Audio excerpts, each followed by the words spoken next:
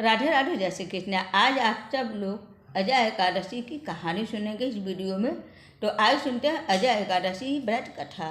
अर्जुन जी ने कहा कि हे पुंडरीकाक्ष, अब आप कृपा करके मुझे भाद्रपद मास की कृष्ण पक्ष की एकादशी के विषय के बारे में बतलाइए। इस एकादशी का क्या नाम है तथा इस व्रत का क्या विधान है?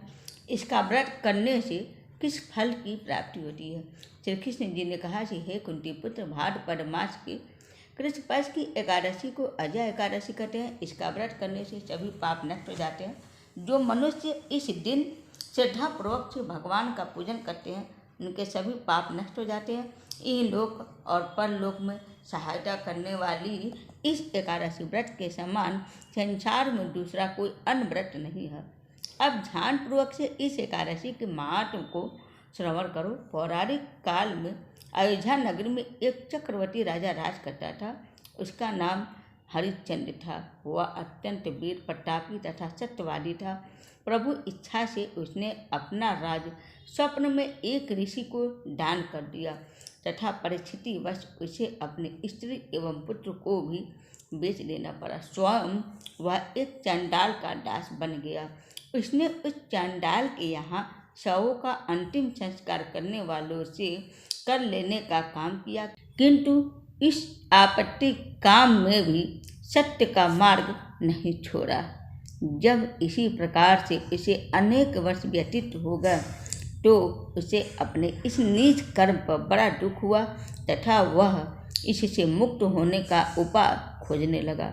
वह सदा इसी चिंता में रहने लगा कि मैं क्या करूं, किस प्रकार इस नीच कर्म से मुक्ति पाऊं। एक बार की बात है कि वह इसी चिंता में बैठा था कि गौतम ऋषि उसके पास पहुँचे।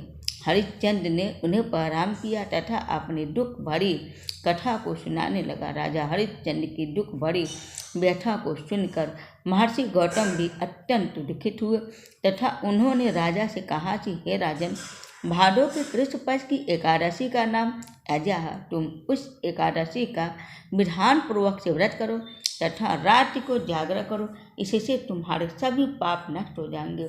महर्षि गौतम ने इतना कहकर आलोक हो गया।